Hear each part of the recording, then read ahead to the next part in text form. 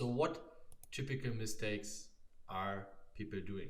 By the way, in the second part of the video, or in the second video, um, we will also cover a lot of practical hands I played by myself, where we basically apply all the theoretical knowledge I've been teaching you here. So make sure that you watch this theory video first before jumping into the practical part. Forwarding light versus wrong positions is something I see pretty often. That goes hand in hand with not really being aware about positions in general, and overestimating certain hand values. But I'm gonna give you an example later for that as well, so that you exactly know what I mean. Bad 4-bet and 5-bet sizings against certain positions. Here it goes also hand in hand with the exploitative part, which I will talk about later. Which positions we should 4-bet a little bit bigger, against which positions we should 4-bet a little bit smaller. So you should be aware of that you're not using the same sizing again and again and again. One very, very crucial mistake is that people 4-bet out of position way too small. Since there's already so much dead money in the middle, our opponent is basically priced in when we go for a too small 4-bet. But what kind of sizings we should apply, I also am going to show you later. So this is just a little bit more generalized here, and we're not going into detail yet. Not 4-bet bluffing at all, especially on low stakes and mid stakes. You can figure out who's in it, and you can avoid setups by being aware of who you're playing against. If someone is really, really tight and he's already not 3-betting that much, it is very likely that he's not 4-bet bluffing at all. And you can let go of hands which you would normally go broke with. Situations where you have pocket queens, pocket jacks, ace king or ace queen. So here you can save a lot of money. And in the post-flop section, I will also teach you that in tournaments, very often or most of the time, you make money by making good folds. And this comes along with pre-flop. Here, it's basically the same thing, that you can make so much money by just avoiding setup against those nits. But if you just play your game and you're not really aware of your opponents, then you will hardly find those spots where you can avoid those setups against you. Bad hand selection with 4-bet bluffs. I'm also going to show that later. Overplaying ace jack and ace 10 off type of hands.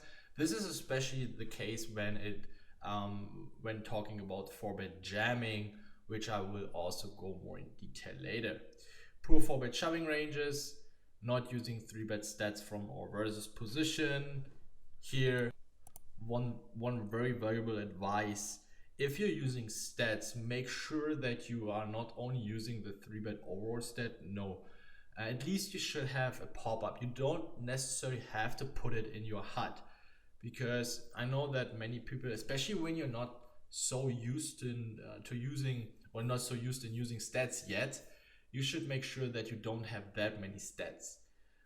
Although you have to have the 3-bet stats from or better would be from and versus position in a separated pop-up. So when you hover over the overall 3-bet stat, then a pop-up displays where you can see all the 3-bet from and versus position stats.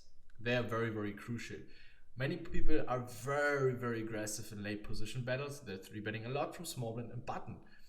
So that means the overall 3-bet stat is pretty loose, yet they are 3-betting pretty tight from MP and under the gun. So if you're in a position, in an early position, you're sitting in an early position, and this guy 3-bets against you from middle position, you see his overall 3-bet stat, you might think, oh, this guy is 3-betting pretty loose. But actually in this position, he's pretty tight. And then you make wrong conclusions, and you're probably going to make wrong decisions, and you're going to be too sticky. You might 4-bet bluff him, or you wake up with too many bad hands on the flop in a 3-bet pot. And yeah, obviously you're going to lose a lot of money. So use the stats properly.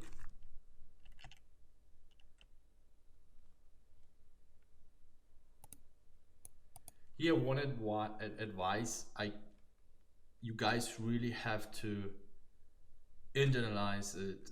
Best would be print it out, spray it on your wall, or whatever. In general, you should play straightforward and not level yourself in any kind of clicking wars or level wars pre-flop.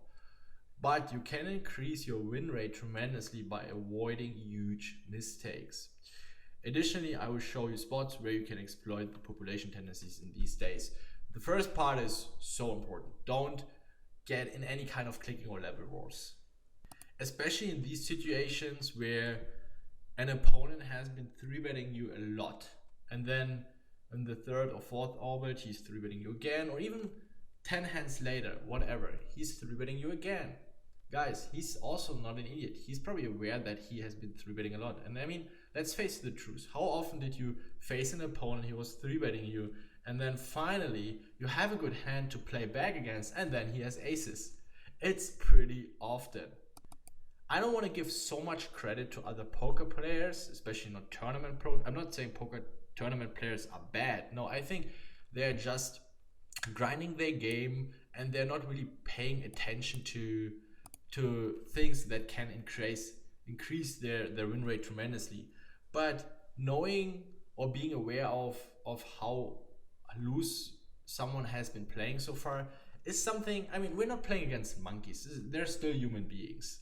So here, don't get involved in these kind of clicking or level wars. Yet you should make adjustments here and there, or you can make even bigger adjustments. But in general, stick to your straightforward pre-flop game. There are going to be enough opponents who will punt it into you. So don't be the idiot who's punting a stack away in other guys.